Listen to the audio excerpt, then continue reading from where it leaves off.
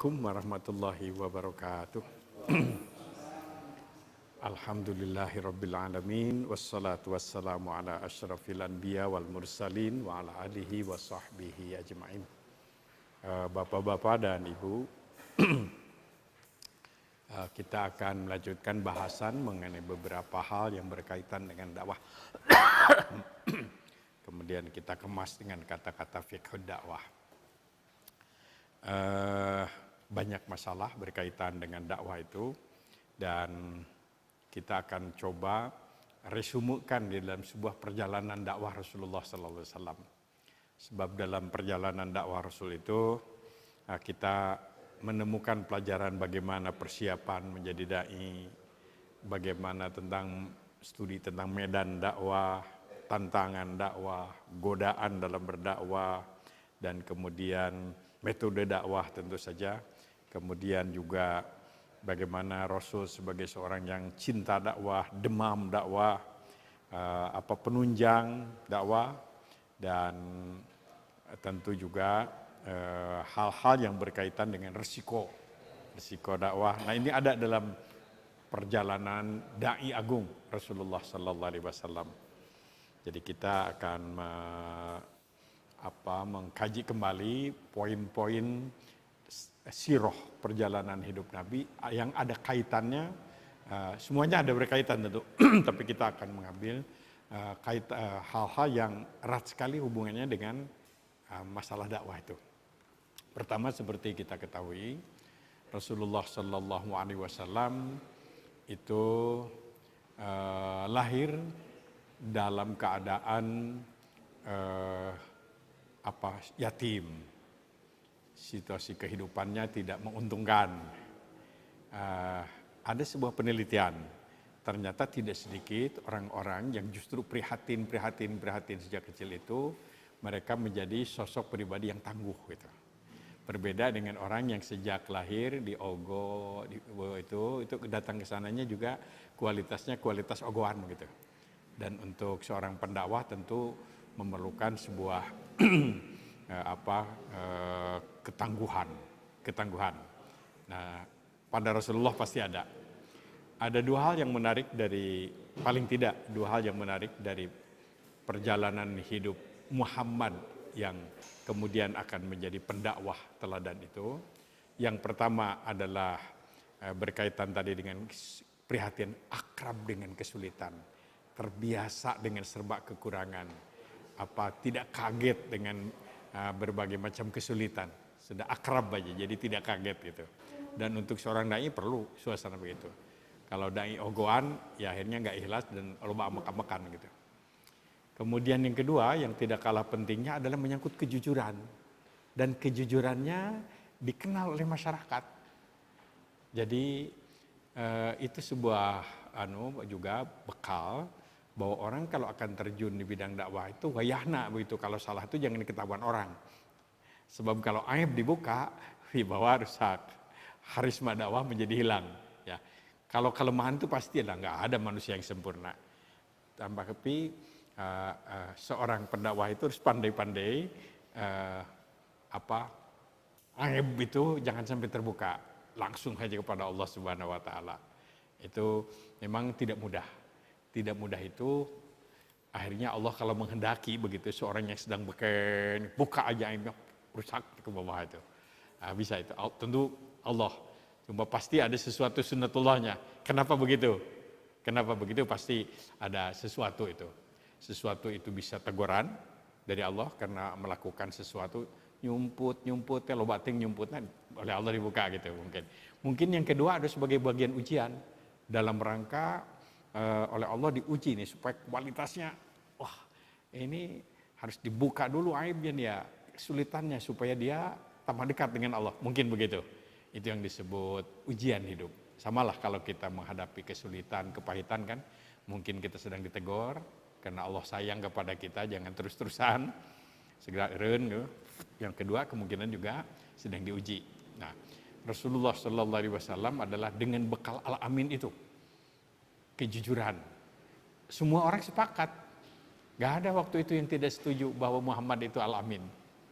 Beliau tentu cerdas, tapi kecerdasannya tidak begitu, tidak populer, tidak menjadi opini umat begitu. Tidak opini masyarakat, tapi kejujurannya al-amin, al-amin, al-amin, al-amin. Nah itu dalam proses dakwah. Kemudian ternyata itu kuncinya.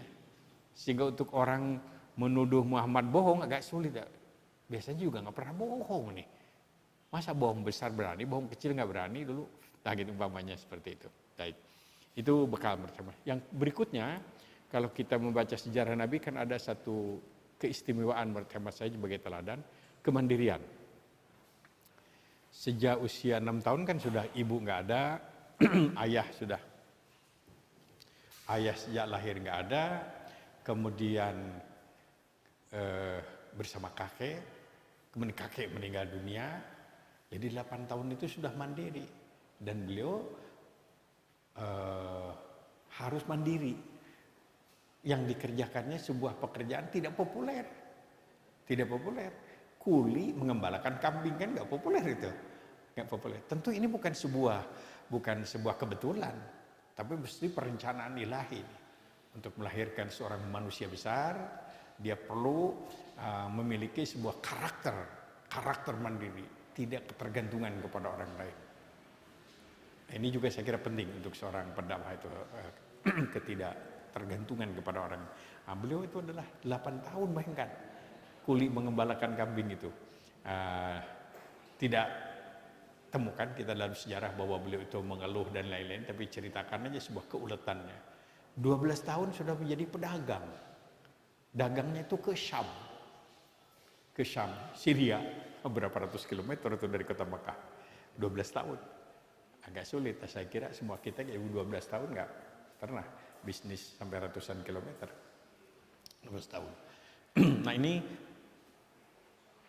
akhlak beliau, karakter beliau, pribadi beliau sejak kecil itu menjadi juga kunci bekal kesuksesan, kunci kesuksesan atau ya bekal kesuksesan. Ya tentu kita tidak bisa mengulang kembali, saya nggak bisa mengulang kembali bagaimana usia 8 tahun kan.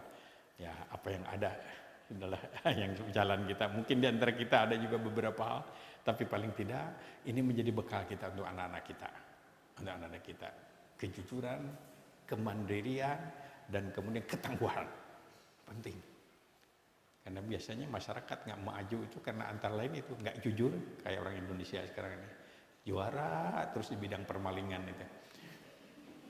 Kemudian yang kedua juga ketangguhan juga, ya, yang stres tambah banyak, yang stroke juga tambah banyak, kurang tangguh, kurang epes-mer, ipis bibir, mudah resah, mudah gelisah, mudah ngeluh, berkelahi. Kemudian tadi kemandirian. Nah, bangsa kita kan kurang mandiri ini. Kita terus saja menjadi konsumen negara lain, negara lainnya, orang lain yang untung kita ini. Padahal kita tuh bikin apa saja mestinya laku, rakyat yang paling banyak. Tapi ada para bayang ini datang ke luar negeri orang. Pantai paling luas itu Indonesia, tapi kita datangkan garam dari luar. Jadi ini peta umat sekarang ini. Nah, kita akan mengambil contoh dari Rasulullah tadi, poin-poin tadi jadi bekal.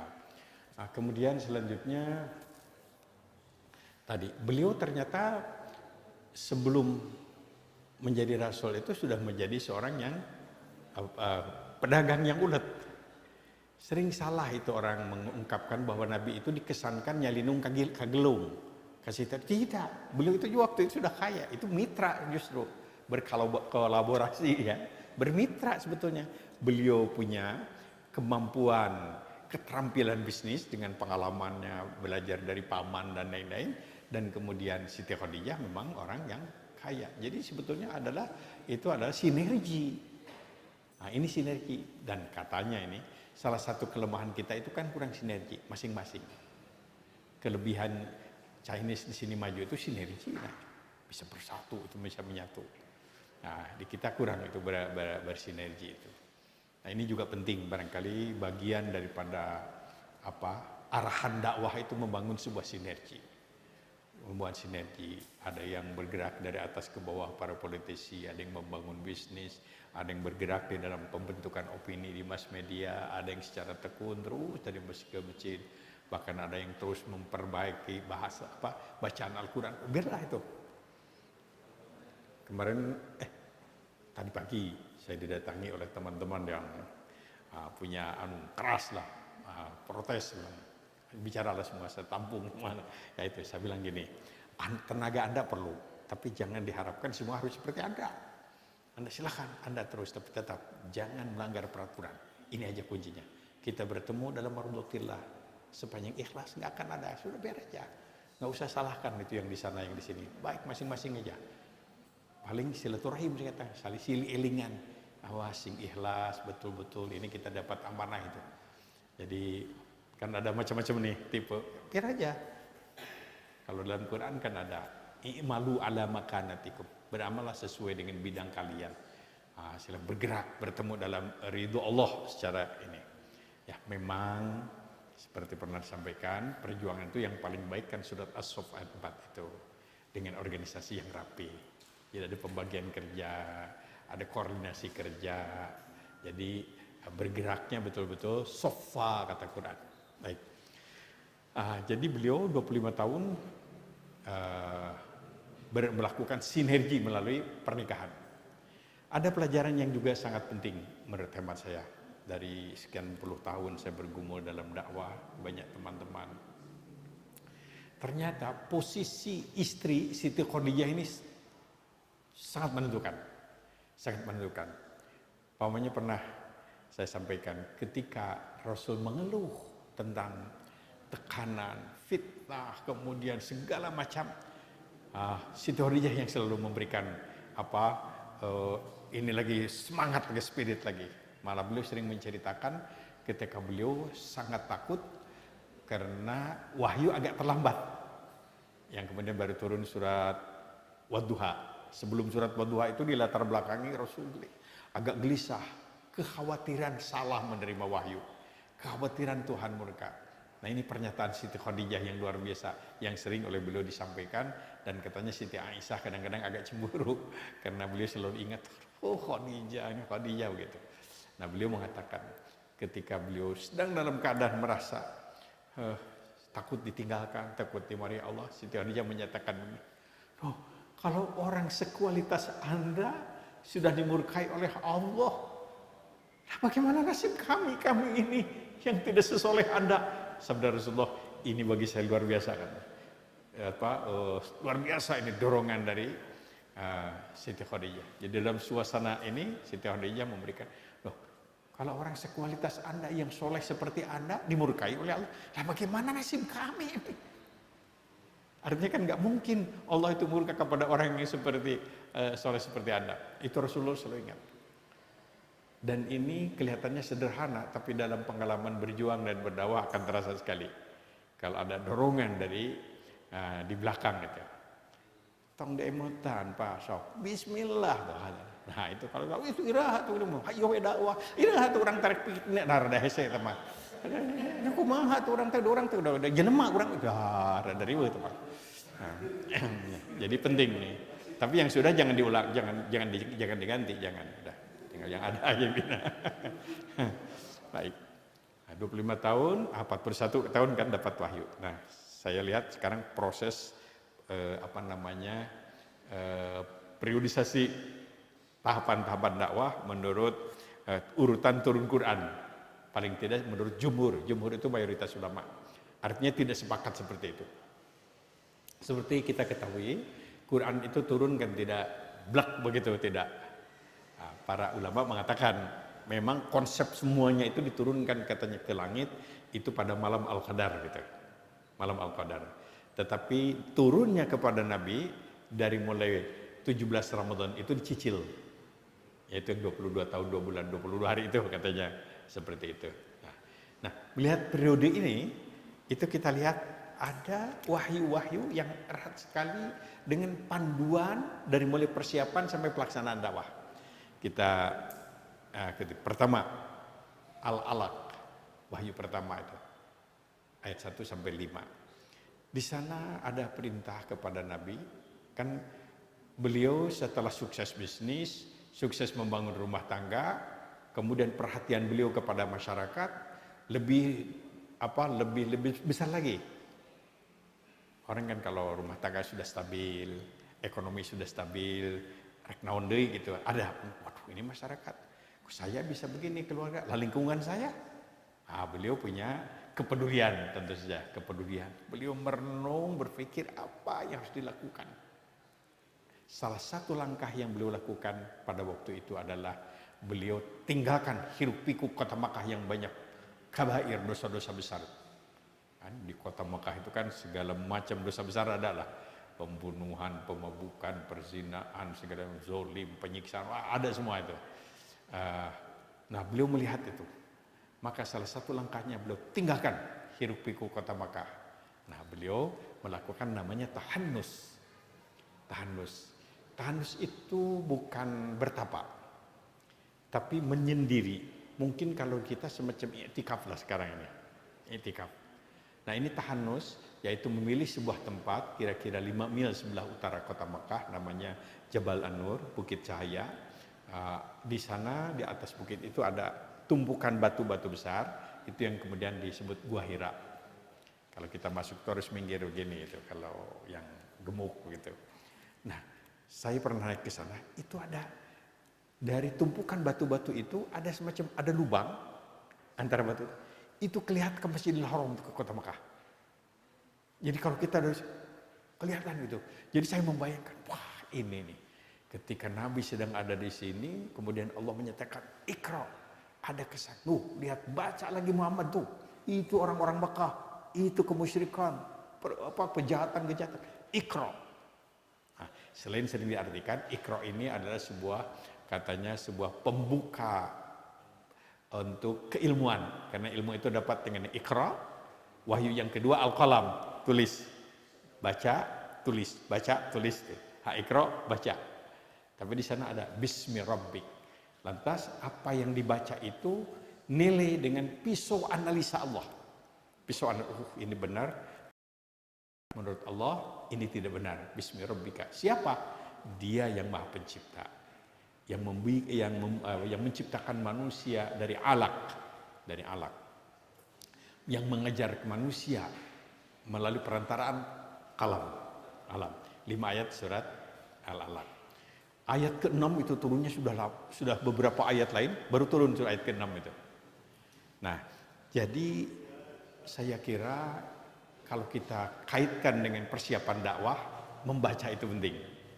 Membaca dan bagaimana kita bisa memiliki kemampuan menilai benar tidak benar, artinya kan pengetahuan tentang makna akidah yang benar, syariah yang benar, akhlak yang benar untuk menilai satu keadaan, Jadi itu kaitannya adalah dengan usaha kita untuk mengetahui. Nah, Iqra surat Al-Alaq 5 ayat. Jadi itu adalah mengenal medan. Orang mengatakan mengenal medan itu sudah separuh kesuksesan katanya. Itu dalam teori berperang. Jadi kalau medan tidak dikenal, itu sudah separuh udah gagal itu. Nah, dalam berdakwah pun tentu kita paling tidak secara umum tahu medannya ini. Setelah turun surat Al-Alaq, kemudian waktu itu kan Siti Khadijah yang paling pertama masuk Islam.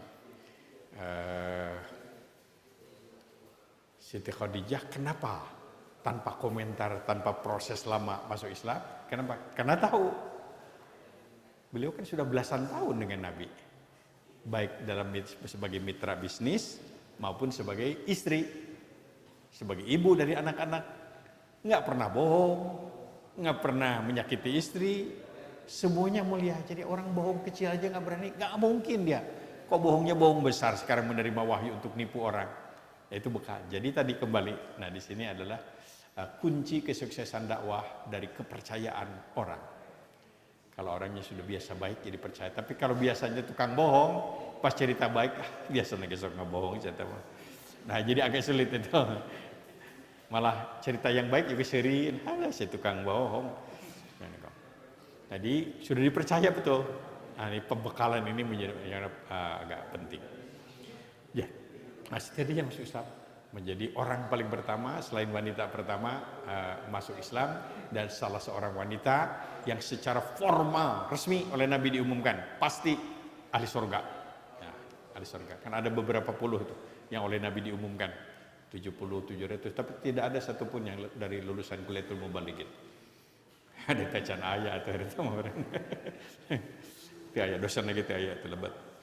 Jadi nah ini adalah Siti Khadijah. Nah, kalau Siti Khadijah mudah karena tahu betul, tapi yang lain lingkungan tidak seperti Siti Khadijah.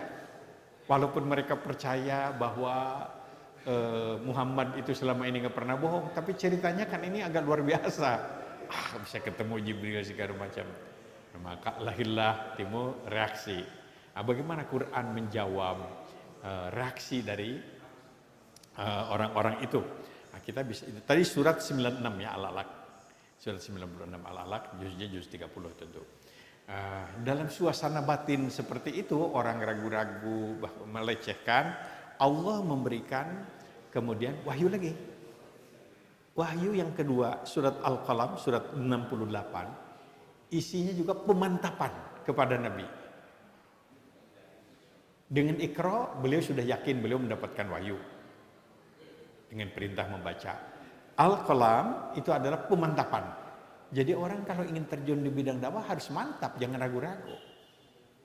Jadi kalau mau terjun di bidang dakwah yang paling baik itu bukan karena disguise unemployment. Ya. Bukan yang tibatan nganggur, mending ustad gitu. Bukan itu. Tapi memang sudah ada panggilan ini untuk dakwah begitu. Ya, tapi walaupun demikian lebih baiklah daripada para rugu. Nah, Rasul tentu tidak begitu. Memang disiapkan Al-Qalam. Isinya apa? Pertama, jaminan dari Allah bahwa beliau adalah mempunyai akhlak yang baik. Bukan mabuk, bukan gila, bukan. Wa innaka la'ala khuluqin azim. Engkau adalah mempunyai akhlak yang agung. Ini Allah yang memberikan pujian. Kalau sudah diberikan jaminan, tidak, engkau tidak salah. Ma anta binikmat rabbika bimajnun. Kamu tidak gila, kan orang mendukungnya. Yang gila siapa? Mereka. Yang gila bukan kamu Muhammad, tapi mereka. Lantas Allah, engkau mempunyai akhlak yang agung. Dan fasatubsiru wa yubsirun bi ayyil muftun. Nanti sejarah akan mencatat siapa yang akan eksis, kamu atau mereka. Optimisme. Nanti sejarah akan jadi bukti kamu atau mereka yang eksis itu. Nah, Nabi diberikan pertama jaminan Nabi tidak salah, akhlak mulia, mereka yang gila, kemudian dan optimis. Saya kira ini juga penting untuk dorongan mental untuk berdakwah. Kita memang sering mengeluh tentang problem kehidupan umat karena mungkin ada yang disebut harus ada keseimbangan sebetulnya menilai itu antara pesimisme dan optimisme. Dalam bahasa Arab itu disebut antara roja dan khauf.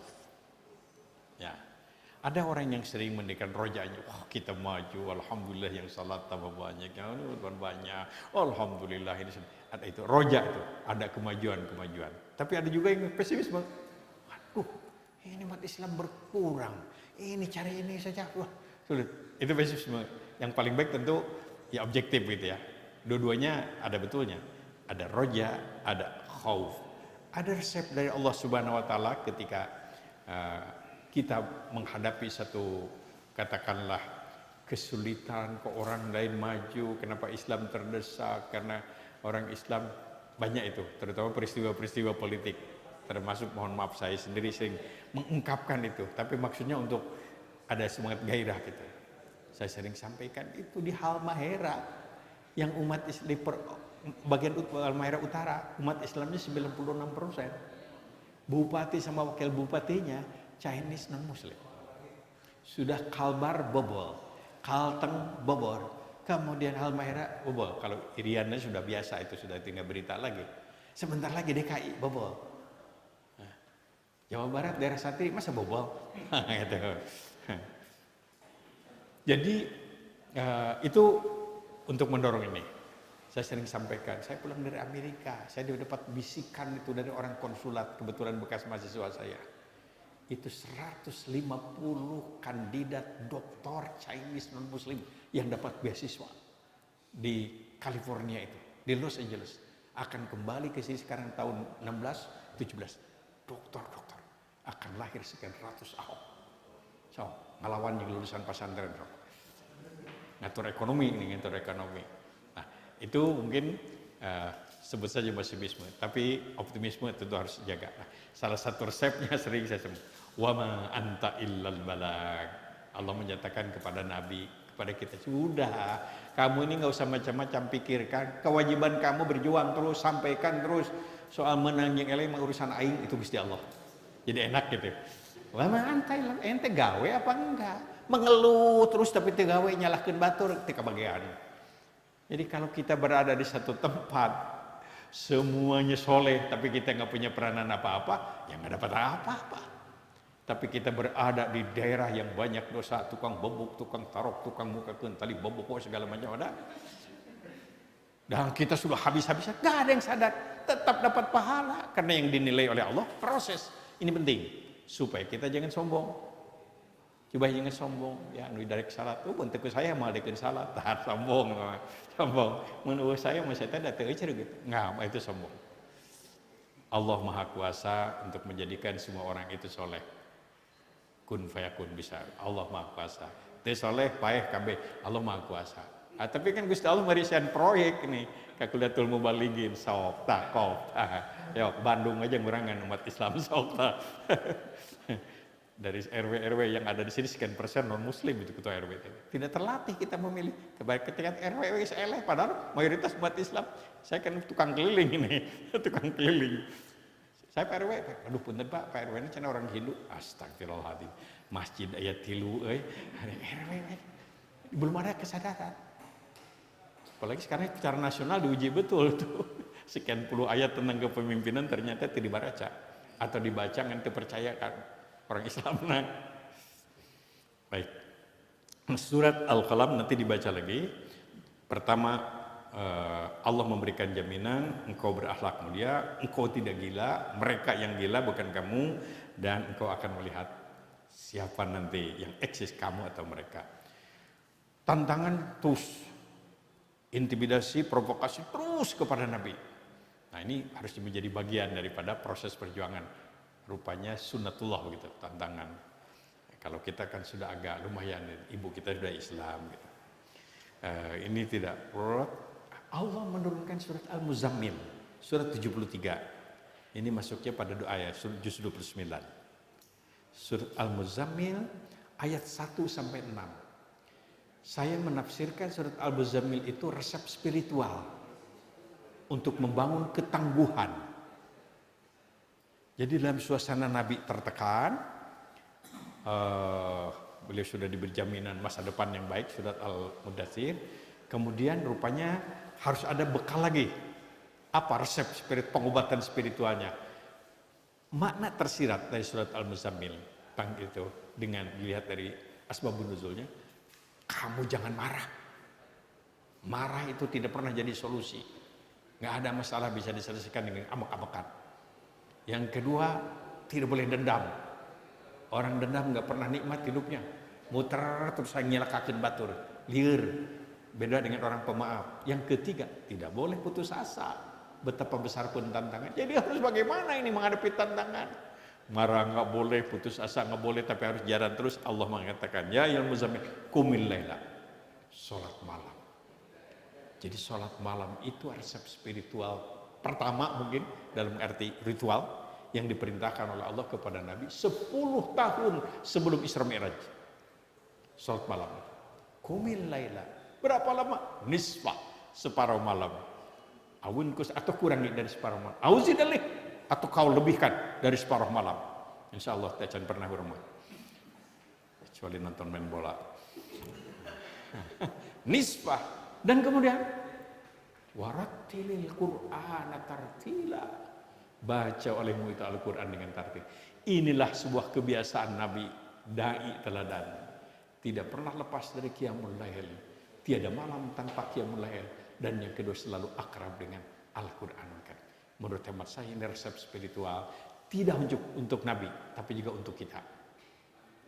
Qumil laila warattilil Qur'ana tartila. Baca Al-Quran dengan tartil. Dua janji yang Allah berikan, surat Al-Muzammil. Inna sanulqi alaika qawlan tsaqila. Aku akan berikan kepadamu kharisma bil kasyaf. Kharisma bukan karena gelar, kharisma bukan karena kekayaan, kharisma bukan karena kedudukan, kharisma bukan karena darah biru, tapi bil kasyaf yang Allah berikan bagi orang yang selalu melaksanakan qiyamul lail dan membiasakan tartil Al-Quran. Itu satu. Untuk seorang pendakwah, karisma itu penting. Karisma itu penting. Silahkan nanti ikuti dalam kegiatan, akan merasakan itu, akan merasakan kita. Seorang yang begitu baik berbicara tapi tidak berkesan, tapi yang bicaranya biasa-biasa saja tapi berkesan. Saya kebetulan dibesarkan di pesantren sampai lulus S1. Itu pesantren terus ya, lulus S1 nyen pesantren gitu. Jadi saya merasakan itu. Kiai-kiai di paling tidak yang saya ketahui lah. Kalau bicara segala macam, ya Allah, tidak terasa sudah. Baik ini kalau sudah adzan harus berhenti dulu nih. Kita sama insyaallah habis maghrib.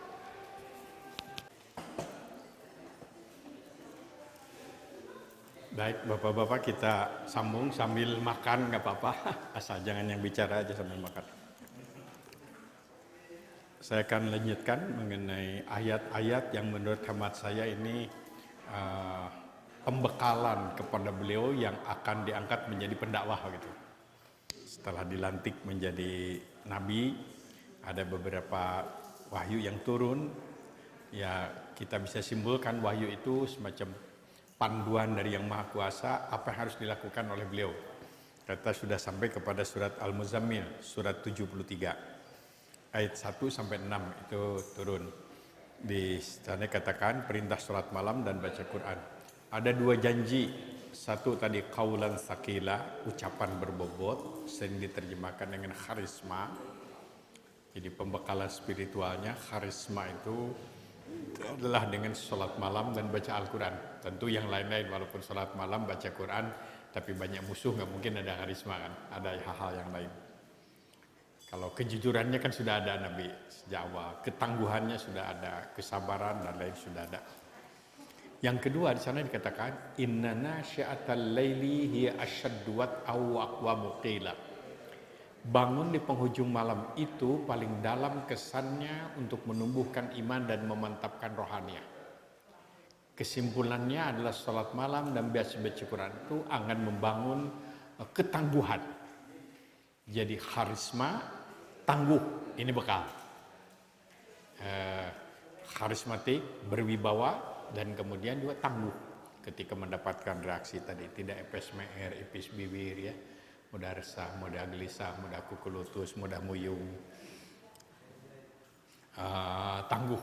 Nah, itu resep-resep spiritualnya. Kata sahabat Ibnu Abbas dalam tafsirnya, Ibnu Abbas adalah ahli tafsir generasi sahabat. Beliau memang tidak banyak ikut campur dalam kegiatan politik, tidak muncul di dalam kegiatan kekhalifahan, tapi beliau menekuni di bidang keilmuan. Nah, baru kemudian setelah 100 tahun dipimpin oleh dinasti Umayyah, keluarga keturunannya Ibnu Abbas melahirkan kekuasaan baru, yaitu Abbasiyah di Baghdad, 500 tahun bisa. Nah, sahabat Ibnu Abbas mengatakan setelah katanya beliau menerima wahyu surat Al-Muzammil itu, beliau terus memelihara sholat malam 23 tahun. Kata beliau terkesan bahwa pada waktu itu sholat malam itu wajib. Tidak disebutkan berapa rakaatnya, atau paling tidak saya tidak menemukan hadis berapa rakaat itu. Karena para sahabat itu biasa, istri Nabi biasa, maka Allah ketika Nabi sudah sampai di Madinah, artinya beliau dalam posisi sudah menjadi de facto and de jure, jadi pemimpin.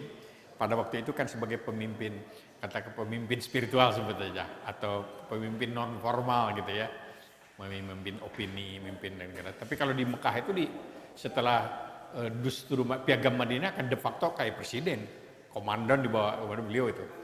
Nah, Allah Subhanahu wa taala memberikan penjelasan tentang sholat, tentu setelah peristiwa Isra Mi'raj, yaitu surat Al-Isra ayat 78, 79, 80 dan kemudian sampai 81.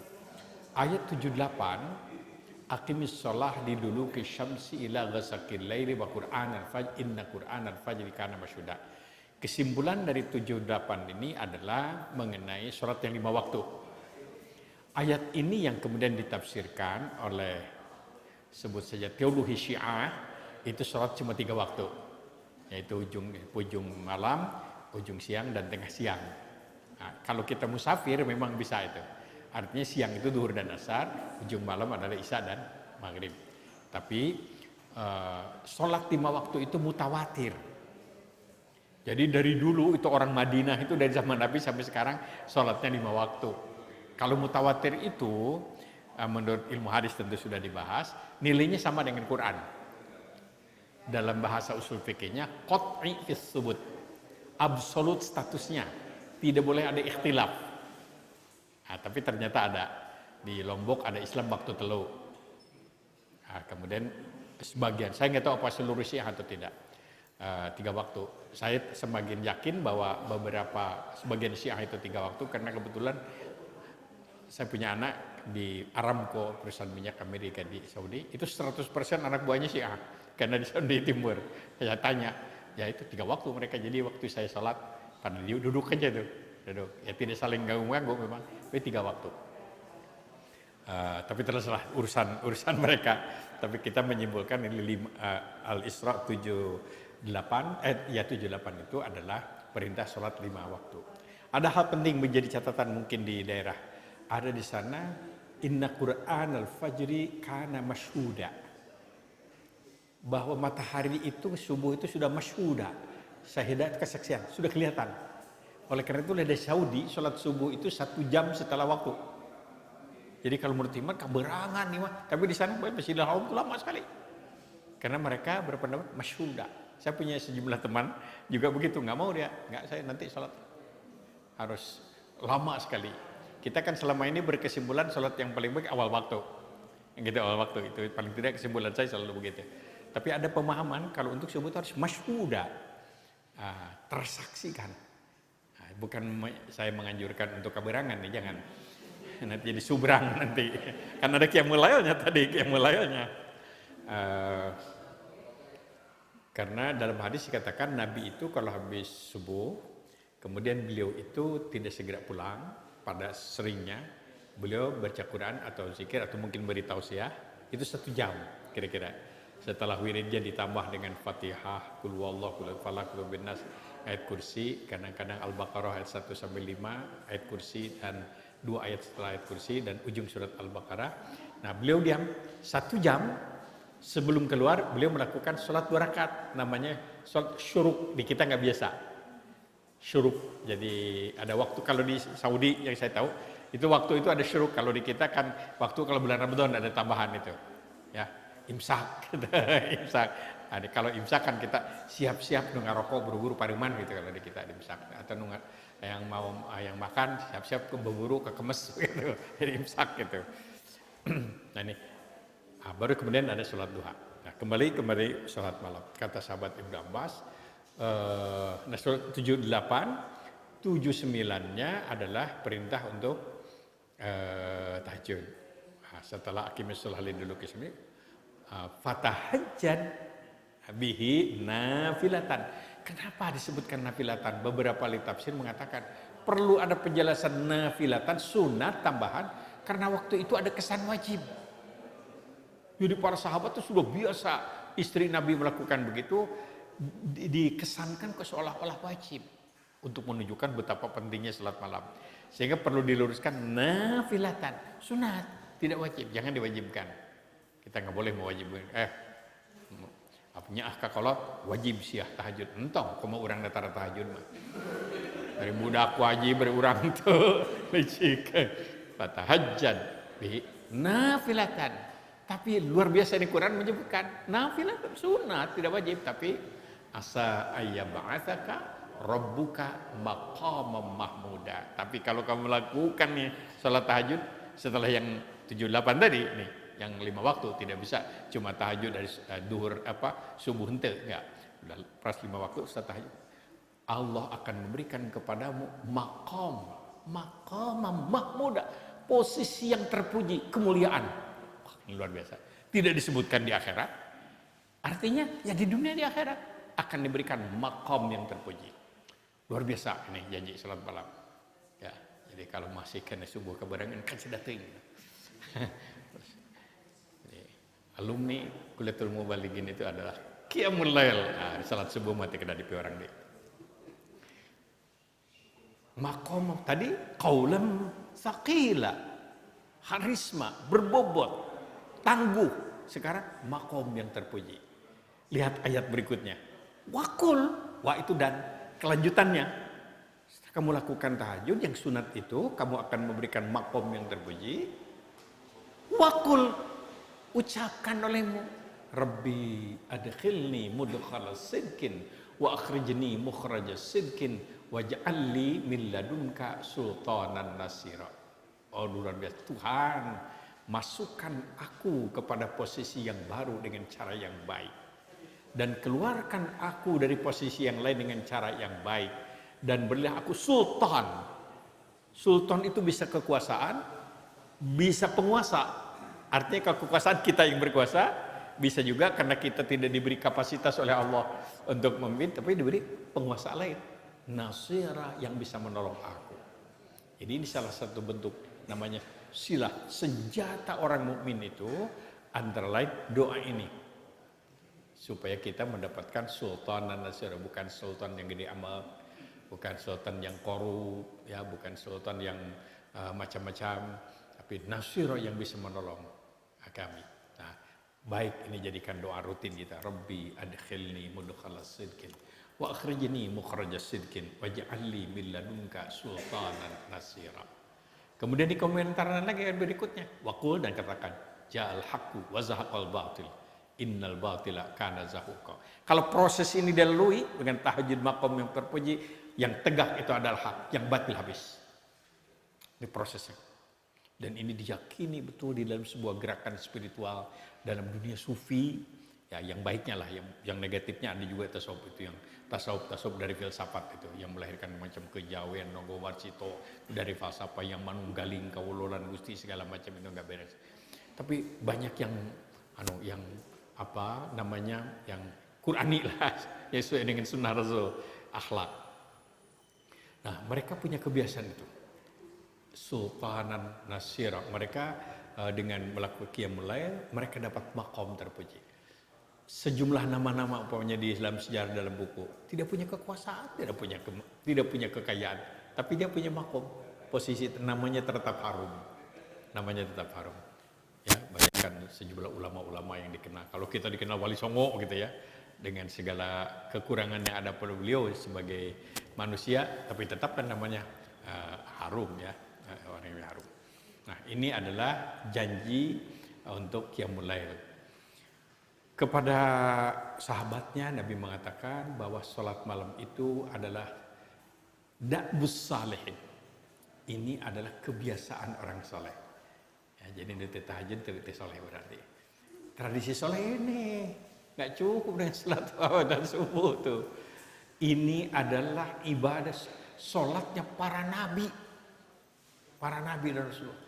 Malah Nabi kan meluncurkan, mensosialisasikan, mendakwakan ada jenis sholat malam yang dilakukan oleh Nabi Daud, diteruskan oleh Nabi Sulaiman, disebutnya juga sholatul Daud, sholatul Sulaiman. Nah, Nabi Daud itu rupanya membiasakan sholat malam, Nabi Sulaiman terus, sholat malamnya itu sabda menurut hadis, tidur separuh malam, bangun sepertiga malam, tidur lagi seperempat malam. Banyak itu para sahabat yang melakukan pada waktu itu seperti itu. Jadi tidur separuh malam, bangun sepertiga malam, tidur lagi seperempat malam. Nabi Sulaiman begitu. Dan dua nabi ini, selain ada saum Daud ya ada, sudah pada tahu. Tidak boleh saum wisol, tiap hari saum nggak boleh. Kalau ingin terus saum Daud, Sehari saum, sehari tidak, sehari saum tidak, kecuali bulan Ramadan. Tidak boleh saum Daud di bulan Ramadan. Gitu.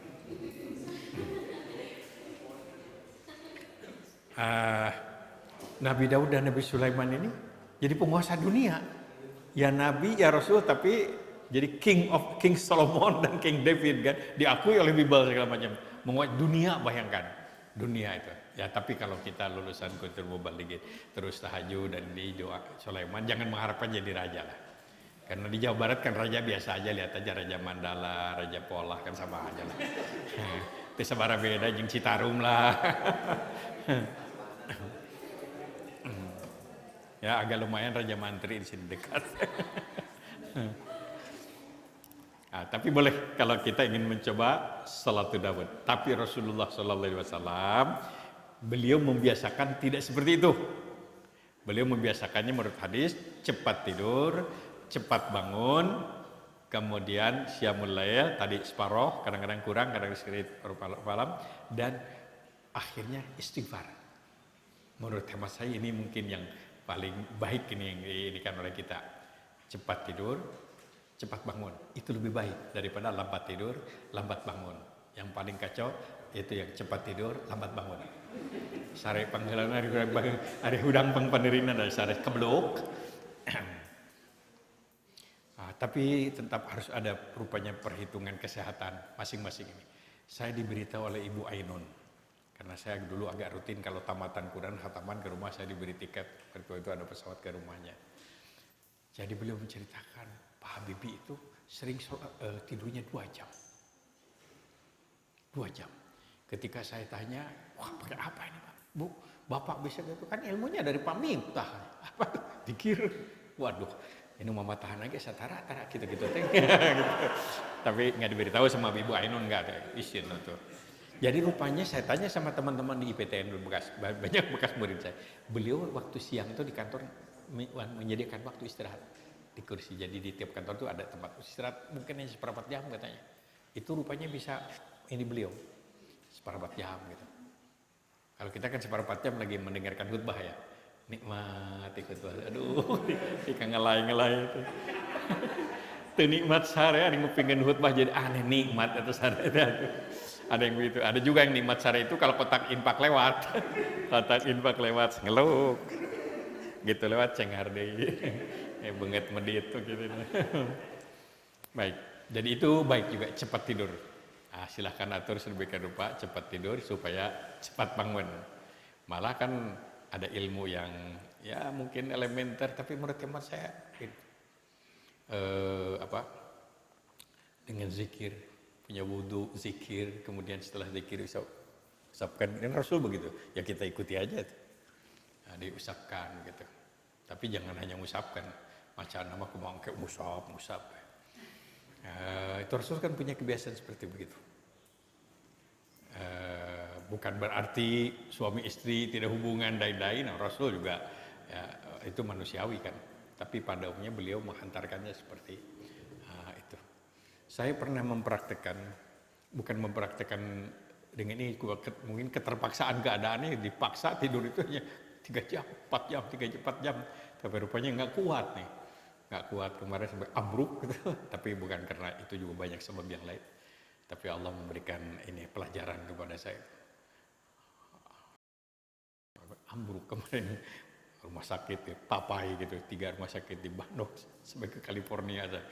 Aduh, ini kata teman-teman di persatuan ini ustadz paling terkenal saya itu. Terkenal gerina. Terkenal gerina bukan terkenal saya. Nasihat dari dokter itu Bapak sudah 70 sekian tahun, jadi harus ini, harus tahu diri begitu, jangan berdegong. Tapi bagaimana bisa tidur efektif itu sebetulnya kuncinya. Efektif. Dia konsentrasi zikir itu membantu. Makanya kan ada nasihat kalau sebelum tidur jangan nonton film yang macam-macam, kalau anak-anak jangan diberi cerita yang pekasiunun. Kita kan sebelum tidur nonton film silat, kersare hayunya bukan pemajikan. Jadi karena bayangannya Maksudnya pasrah kepada Allah. Aslamtu nafsi ilaik wa fawwadtu amri ilaik wa alja'tu dhahri ilaik raghbatan wa rahabatan ilaik la malja'a. Kan itu doa sebelum tidur. Semuanya kepasrahan. Luar biasa kepasrahan. Ini Rasulullah. Ujungnya istighfar. Surat Az-Zariyat dalilnya. Orang-orang yang sukses akan mendapatkan kemudahan di tengah-tengah berbagai kesulitan, al-yusra, akan mendapatkan jalan keluar dari berbagai macam kebuntuan, akan mendapatkan furqana, sinyal-sinyal ilahi ketika mengambil sebuah decision, keputusan adalah kanu qalilan minal laili ma yahja'un wa bil ashari hum yastaghfirun. Mereka biasa salat malam dan istighfar di waktu sahur. Rupanya harus menyediakan waktu itu untuk istighfar. Entah doa Nabi Adam, pasrah, doa Nabi Yunus, atau yang istighfar biasa, astagfirullahaladzim, atau digabung dengan tasbih dalam surat An-Nasr itu idza fasabbih bihamdi rabbika wastaghfirhu. Ini ada kekuatan spiritual dari itu. Kekuatan spiritual. Nabi sering menjelang waktu sahur itu untuk istirahat, mungkin karena beliau separuh malam kan harus istirahat. Jadi beliau tiduran ke sebelah kanan dan kepalanya begini, ke atas tangan gini. Makanya jangan kaget, ada beberapa pesantren itu membuat sebuah kebiasaan begitu. Pak kiainya, santrinya pada gitu, santrinya. Kalau Pak kiainya zikir, santrinya kerek. Sanurutan kiai, kalau kiainya menghayati itu gitu. Oh, gitu. Tapi kalau menurut hemat saya itu tidak bagian daripada ritual. Saya menafsirkannya, ini kan boleh saya menafsirkan, itu adalah Rasul istirahat tapi terkendali begitu, jangan sampai kebablasan kira-kira. Kalau gini kan terlalu lama gitu juga gitu, tapi kalau diberi bantal langsung dungsak. Nah, ini barangkali baik kekuatan spiritual. Tidak hanya untuk pendakwah sebetulnya, setiap untuk kita untuk menemukan sebuah kenikmatan. Saya pada waktu ngambil S3 itu ada beberapa tugas, tapi saya mengambil tugas itu studi tokoh. Saya mengambil studi tokoh karena waktu itu sedang disertasi saya tentang peranan kiai pengaruh teologis terhadap sikap politik, itu teliti. Jadi saya teliti orang-orang yang menurut hemat saya berprestasi, terutama di bidang akademik, yang karya tulisnya banyak, yang ijtihadnya brilian, yang banyak sekali hasil penelitian. Teliti. Ada kesimpulan dalam konteks pembicaraan kita, hampir rata-rata ahli tahajud memang. Gak menemukan gitu orang terkena reproduksi tapi subuhnya kaberangan, rasanya mati ayah. Nah, kebetulan ini barangkali. Saya di ITB dulu pernah, satu kelas saya ada 80, saya siapkan angket, tolong kamu cari. Jadi sebar gitu. Antara lain poinnya itu ingin. Nah hasil dari angket itu menarik. Orang yang biasa sholat malam pada umumnya relatif tangguh menghadapi tantangan. Ada poin-poin kita. Rata-rata tangguh dibandingkan dengan mereka yang subuh kaberangan. Rata-rata tangguh. Jadi rupanya Allah tadi inna nasyi'atal laili hiya asyaddu wa awwaqu itu tangguh. Nah, kalau nggak percaya coba diteruskan tahajudnya. Baik, ini surat Al-Muzammil. Setelah itu datang kata para ulama dalam kajian sejarah dakwah dikatakan inilah ayat dakwah pertama. Surat Al-Mudaththir. Surat Al-Mudaththir adalah surat 74. Al-Mudaththir, ya ayyuhal mudaththir itu. Katanya ini adalah, jadi surat Al-Muzammil dan beberapa surat mungkin itu belum ada perintah dakwah yang disebutkan baru sebagai nabi katanya. Nah itu tafsirannya. Sekarang sebagai rasul. Tapi yang jelas Allah memberikan pembekalan persiapan tadi. Persiapan untuk menghadapi tantangan yang begitu berat. Nah Al-Mudaththir. Ya ayyuhal mudaththir. Digambarkan Nabi sebagai orang yang masih berselimut, artinya belum bergerak. Perintah pertama, kum, bergerak kamu.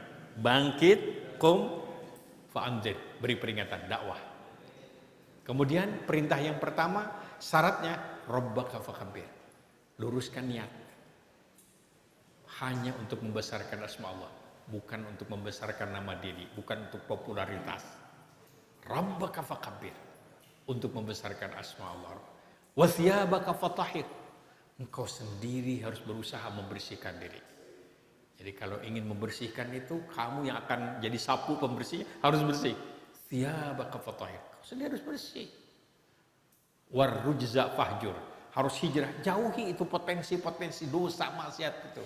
Jangan akrab dengan, jangan didekati. Warrujza fahjur. Dan nih, wala tamnun tastaksir. Jangan terlampau banyak mengharapkan pemberian dari manusia. Hilang wibawa nanti. Kalau segalanya minta, segalanya fasilitas, hilang wibawa. Luar biasa ini prinsip-prinsip dakwah yang disampaikan oleh wala tamnun tastaksir. Wali rabbika fasbir. Perjuangan ini harus sabar. Gak bisa hari ini dakwah 5 menit kurang kudu soleh kabeh. Wali rabbika harus sabar. Ini adalah semacam kepada Nabi pembekalan juga kepada kita yang akan berdakwah. Luruskan niat. Kalau niatnya tidak ikhlas, mungkin terasa secara lahiriah berhasil, pahala tidak dapat, hasilnya juga belum tentu. Mungkin hasil sementara aja, bager-bager hari pun tungtuna malah nggak, lupa lagi. Tidak barokah kalau menurut para kiai, kurang berkah ini. Nah, itu yang ingin saya ceritakan tadi di pesantren. Banyak kiai-kiai kalau pidato itu jelek, kalau dinilai nggak akan lulus tuh. Tapi nerap begitu. Saya ingat kiai saya bilang begini, sing darek sholat tahajud, ya sebenarnya kejeng mama babarengan bisa masuk ke surga. Itu beberapa menit tidak pakai bumbu segala, tapi terkesan luar biasa. Lah sekarang sudah pidatonya 2 jam segala macam berapi-api segala macam teh narurut teh nganurut hareupeun hungkul. Tidak kaulan takila ini, tidak berbobot hilang. Paling bahaya itu sudah kalau proses dakwah sekarang ini hilang ruh. Hilang ruh. Kalau dakwah itu disamakan dengan semacam hiburan, semacam tontonan, hilang ruh, rugi kita. Rugi. Jika dakwah tapi henteu. Jika ngajak tapi henteu. Nah, pembekalannya antara Nabi Al-Mudatsir. Luruskan niat, sing niat. Nah, ini yang paling berat menurut hemat saya. Ikhlas itu paling berat. Ya Allah, paling berat, godaannya banyak. Karena orang lain nggak tahu kan, ini ikhlas apa tidak nih. Dan kita nggak bisa potong mana nama ikhlas ya beda ya. Kaciri halis panjang sabola. Ya nggak. Yang tahu kita, Allah yang maha tahu. Tapi nanti pada waktu meninggal dunia rugi. Duh, Tuhan, kami di dunia rajin dakwah, sekian tahun kami dakwah, tapi kami dicatat sebagai orang yang tidak pernah dakwah. Malaikat akan menjawab, terkutuk kalian. Kalian dulu banyak dakwah itu bukan mencari ridho Allah. Kalian mencari pujian dan popularitas dari manusia. Cari itu manusia yang kau mintakan pujiannya itu. Hadis mengatakan demikian. Nah, ini bahaya ya. Rabbaka fakabir, siabaka fatahir. Ini ilmu dakwah, yaitu ibda binafsik. Mulailah dari diri. Mulailah dari diri. Kalau eksplisit ayatnya as-saff itu. Lima taquluna ma la taf'alun. Kenapa kau selalu ngajak orang, kamu sendiri nggak mengamalkan? Kabura maqtan indallah. Amat besar dosanya itu. Orang yang cuma bisa ngomong tapi tidak mengamalkan. Berarti kabura maqtan. Kabura maqtan. Dalam kajian dakwah sering disebutkan lisanul hal afsahu min lisanil maqal. Ucapan dengan perbuatan itu lebih efektif daripada berbuat dengan ucapan. Himbauan-himbauan yang efektif itu keteladanan. Ini yang paling berat sebetulnya. Jadi kita harus mulai dari diri kita. Ketika seorang, Pak, saya nggak baru siap khutbah. Ilmu ada, Pak, tapi saya nggak siap melaksanakan. Saya katakan tampil khutbah. Mulai untuk diri Anda dan ngajak orang lain. Makanya dalam khutbah itu selalu usikum wa nafsi bitaqwallah. Itu tanda bahwa kita pun harus diberi wasiat. Saya berwasiat kepada Anda dan kepada saya sendiri. Saya ajak Anda untuk bertakwa dan ajak juga saya sendiri supaya bisa bertakwa. Itu kan menggambarkan harus bebarengan gitu, bersoleh bebarengan. Nah, ini adalah siabaka warrujza fahjur. Jadi memang kalau begitu masuk daerah, kalau kita ingin dalam aktivitas dakwah, maka kita harus mampu hijrah dari potensi-potensi, peluang-peluang dosa maksiat. Harus hijrah. Bagaimana supaya menjauh hijrah itu terserah. Ada orang yang mencoba baju takwa terus tidak jadi jaminan. Ya mungkin paling tidak juga sholat gitu ya.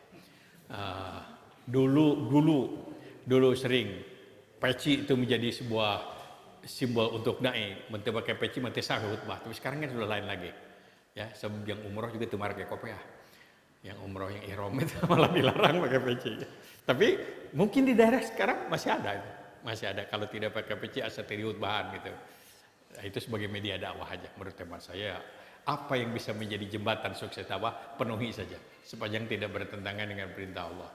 Ada undang saya dulu dari Cililin jauh. Pak, cenah minum.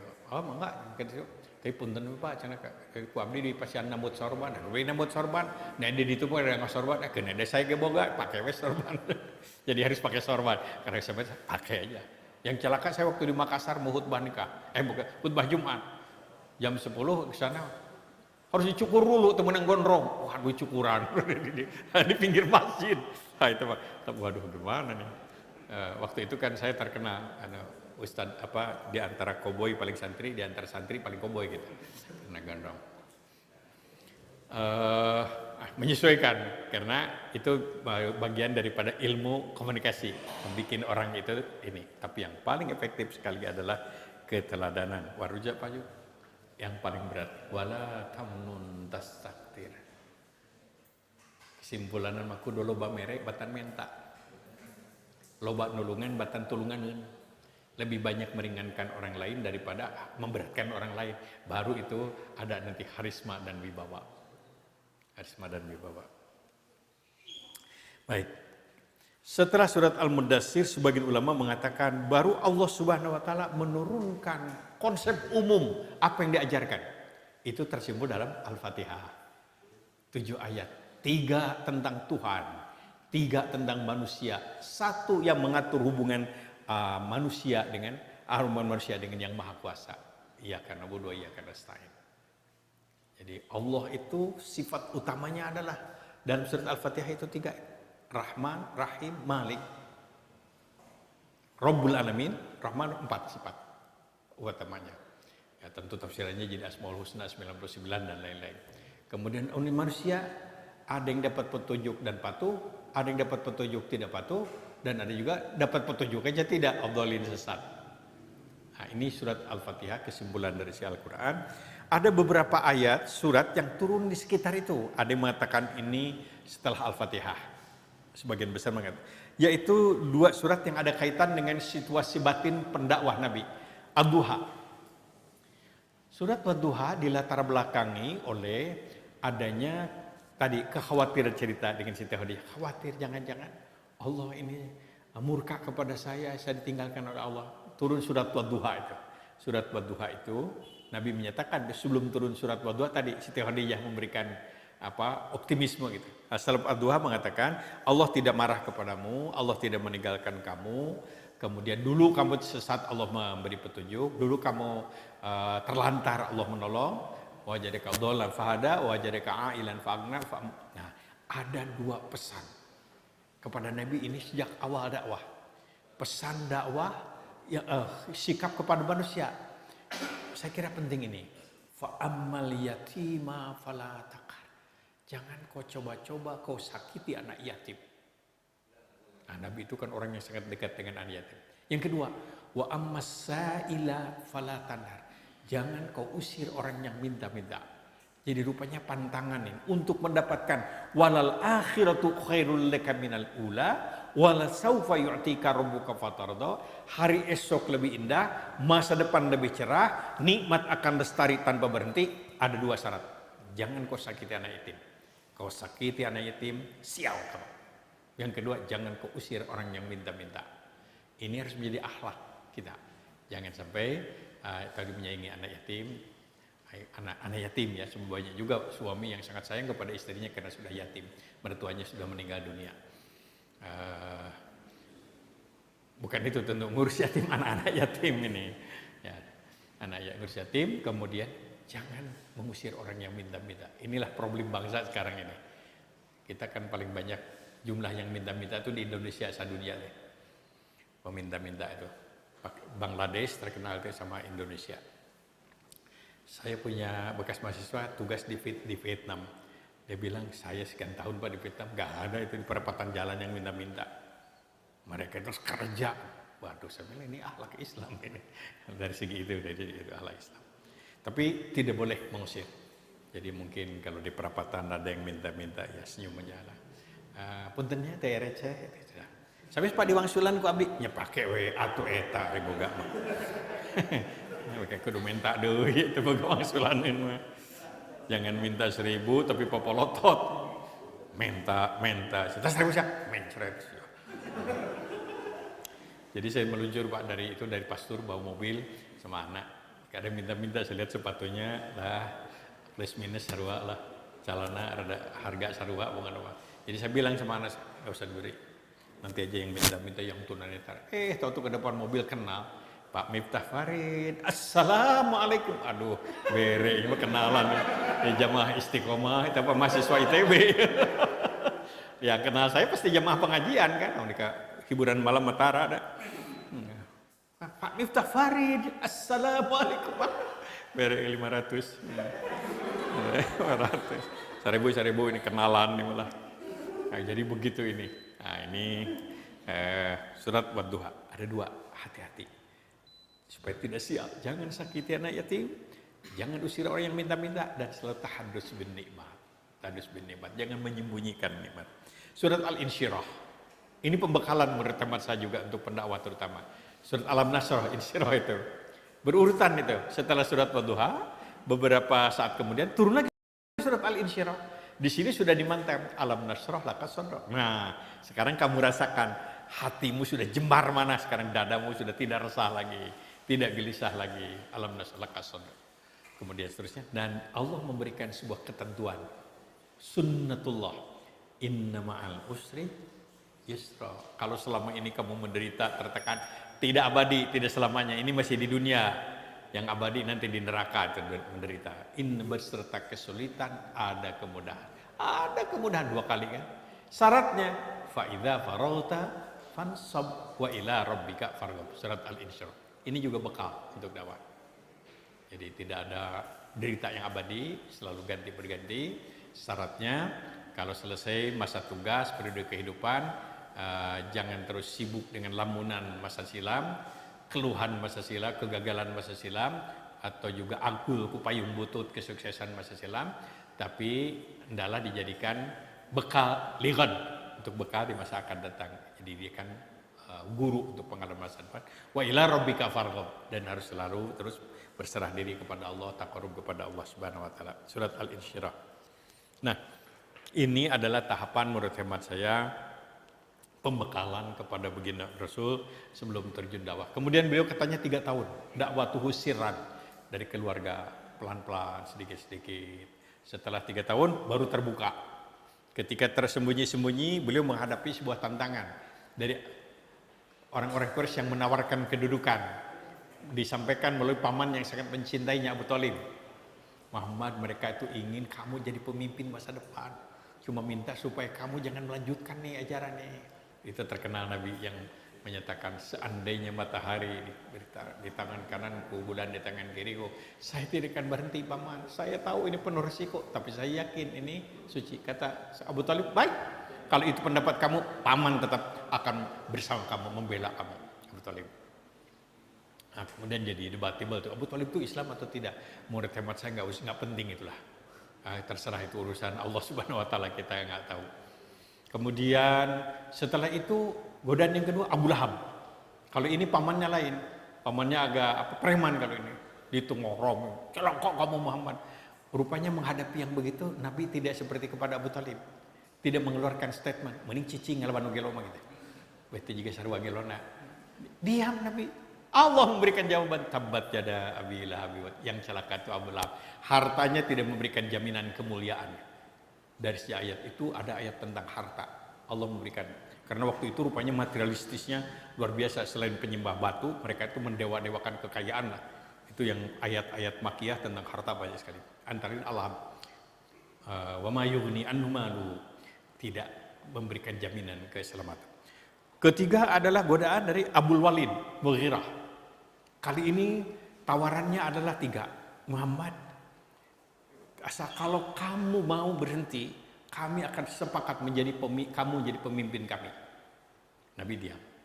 Kamu memang tidak ambisius, beda dengan kami. Kami ingin serahkan kekayaan kepadamu.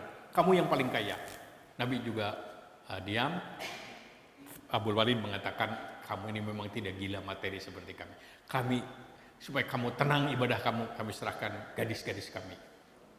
Harta, tahta, wanita. Sudah ada itu. Turun surat Fussilat ayat 1 sampai 13. Yang isinya tidak mungkin itu orang punya idealisme kok dengan yang begituan.